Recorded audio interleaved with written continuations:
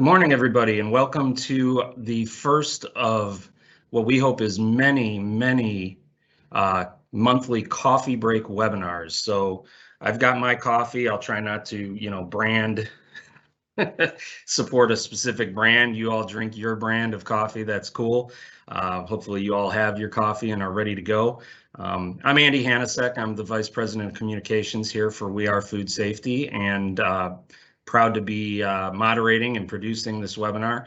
And we're going to have Molly Linden, our food safety consultant, on here shortly to present.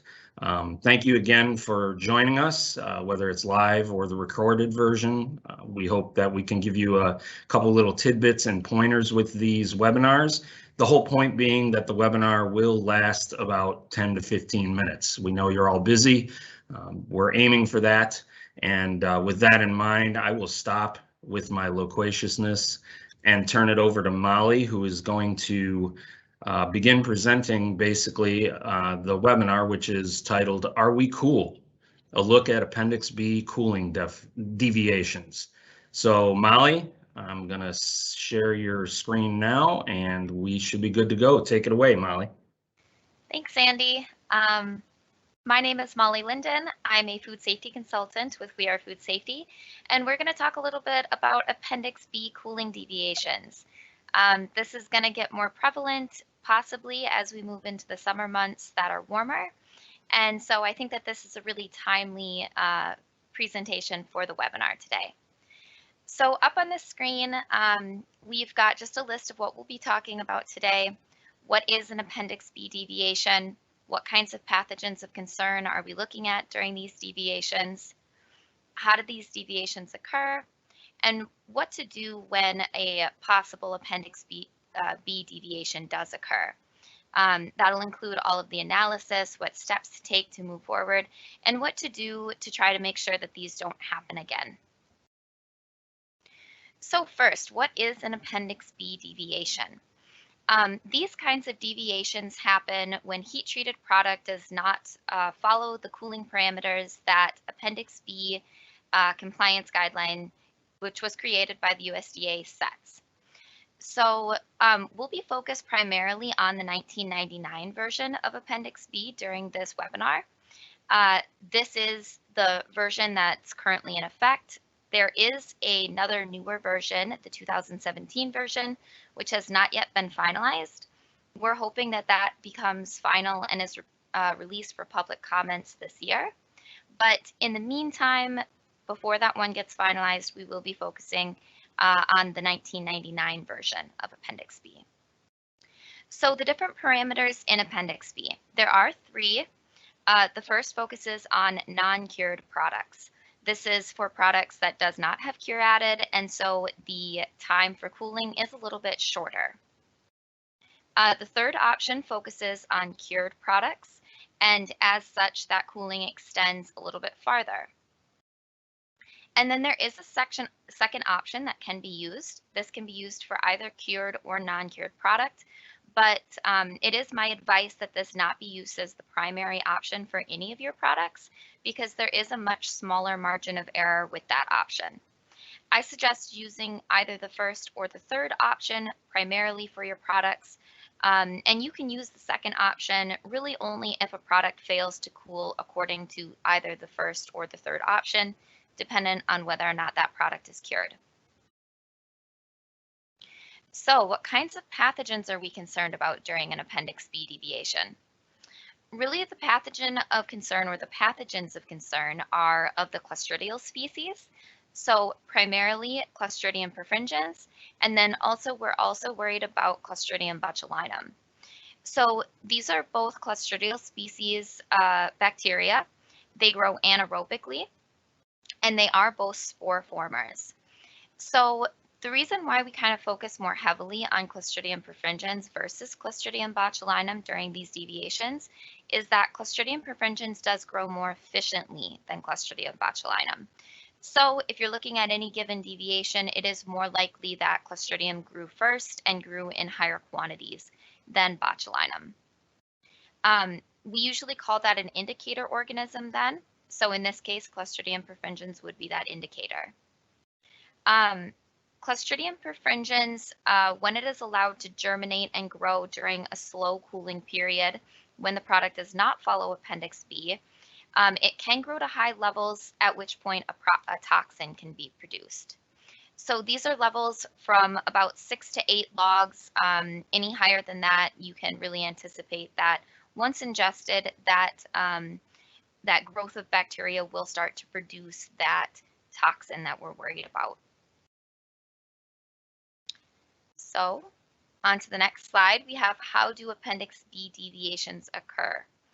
I've really pointed out 3 different types of reasons why we might have an Appendix B deviation. The first is a cooling unit malfunction. So let's say that in your facility you have a power outage or the cooler dies or there's some sort of issue with the cooling unit that causes it to malfunction. This will result in the cooler or freezer slowly warming up. This usually happens overnight during cooling, and usually before anybody can recognize that issue. So the cooler will slowly warm up. This will cause the product that's contained within that cooler or freezer to slowly cool, keep at a higher temperature than we would really want it to. That then would result in that product not meeting that Appendix B parameter for cooling. The second reason that I have here is overfilling coolers or freezers that have that heat-treated product in it. So when you overfill those coolers or freezers, what happens is that the airflow is limited and the ambient temperature within that cooler or freezer does rise, creating an environment that's warmer so that the product can't get down to the right temperatures. And then the third reason that I have on here is improper temperature monitoring. So this can happen in a variety of ways. It could be that maybe one of the operators at the facility forgot to take one of the Appendix B temperatures if they're doing it manually. It could be that the probe fell out of the product and therefore it is not taking those continuous temperatures. We do see improper temperature monitoring being the cause of the deviation more commonly when manual temperature probes are used in opposition to automated temperature probes. So it's always one of my suggestions for facilities that if they see continuous issues with their monitoring procedure, it's a good investment to get those automated temperature probes. So how do we initially react to a deviation? I've listed 4 different steps that I like to advise our clients to take. The first is to move all the affected product to a cold environment. So let's say the cause of the deviation was that the cooler malfunctioned and it stopped being cold inside.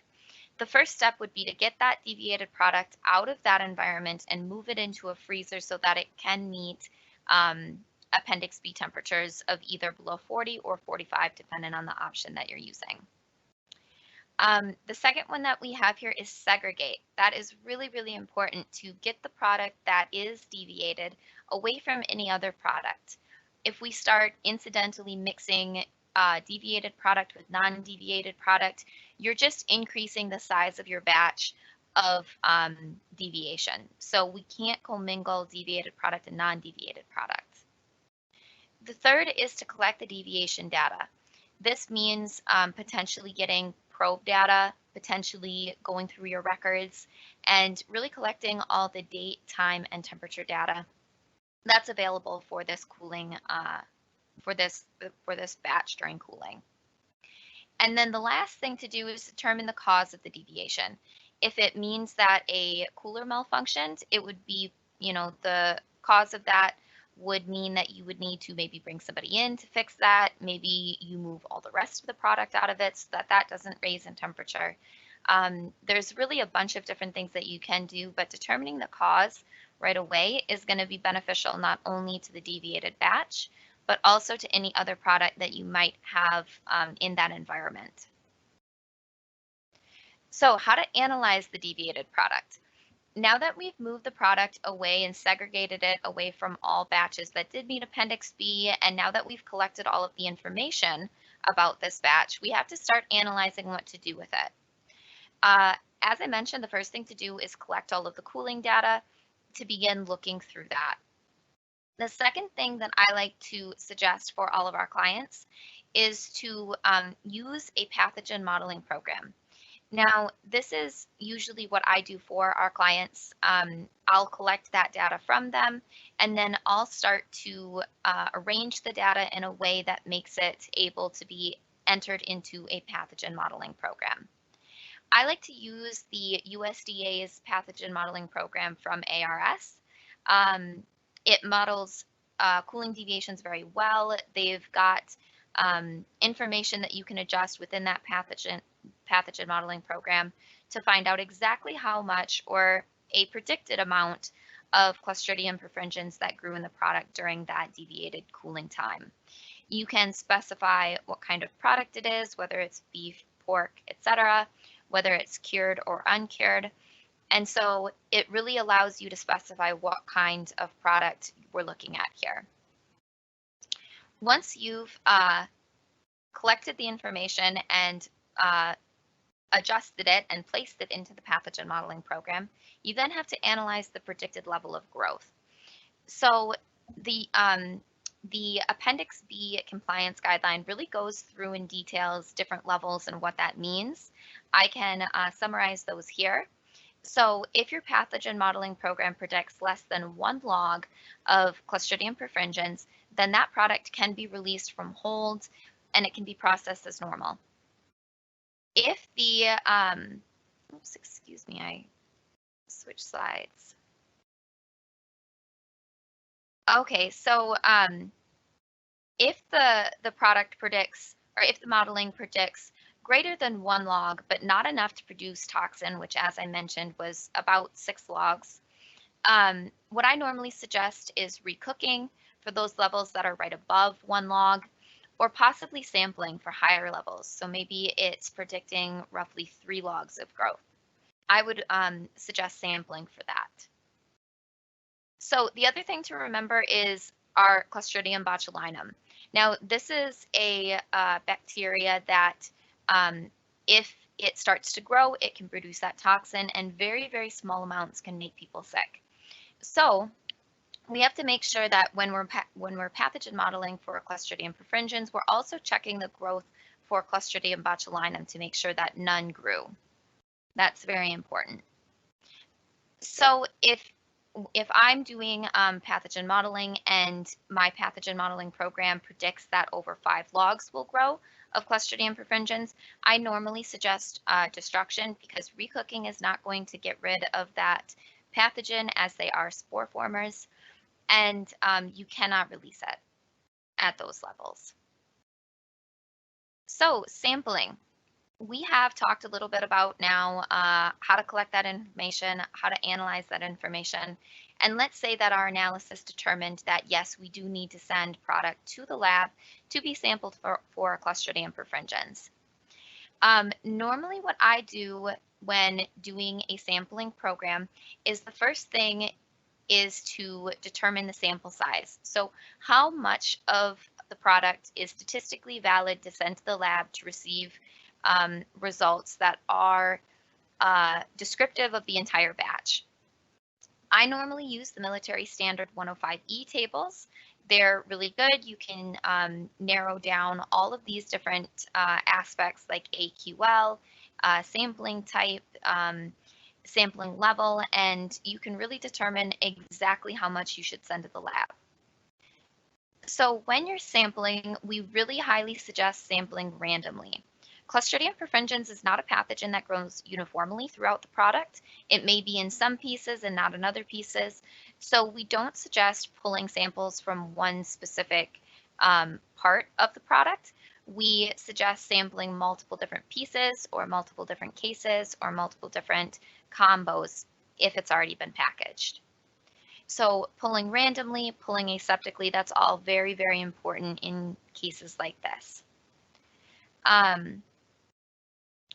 And then the last thing to do is to analyze those test results when they come back.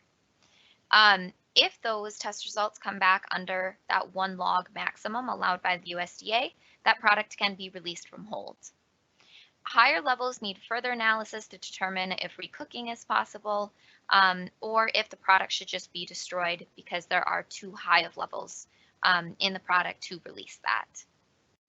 So any level above 1 log should be considered slightly more. So to see if we need to recook, to see if Clostridium botulinum is an issue, and to see if destruction is possibly your best bet here.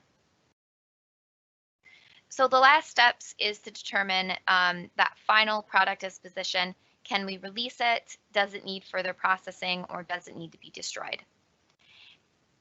We also need to create a corrective action. So anytime you have not met Appendix B, you need to record that on a corrective action to ensure that we are capturing what caused the deviation and what we did in these next steps to determine if the product should be released or not.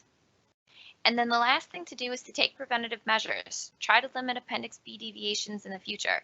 If that means reviewing your cook and cool jobs a little bit more closely, possibly bringing in automated temperature probes like I mentioned in the beginning, or possibly adjusting the coolers, or maybe even adding cooler units, especially during summer months.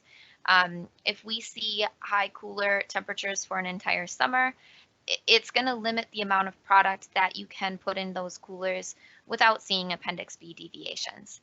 So there are a variety of things that you can do, but thinking critically about what caused the deviation and how to fix it is really your best option here. So that is an overview of Appendix B deviations. Thank you everybody for attending. I'm going to pass it back to Andy. Andy, take it away.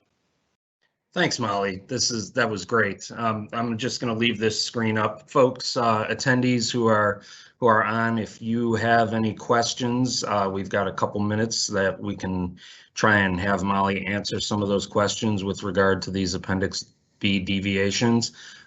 Definitely understand that We Are Food Safety, our staff, our software, our Food Safe Pro software can help you with avoiding Appendix B deviations. So visit our website, give us a call, let us know what we can do to help you out and help you handle these deviations or avoid them entirely.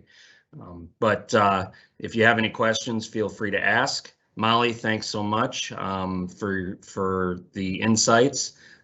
I think these little nuggets are always good. Sometimes these webinars that we all sit in on are way, way long. So we'll have some of these over the next few months as well on different topics. So please pay attention to our website, our Facebook page, our Twitter account, things like that.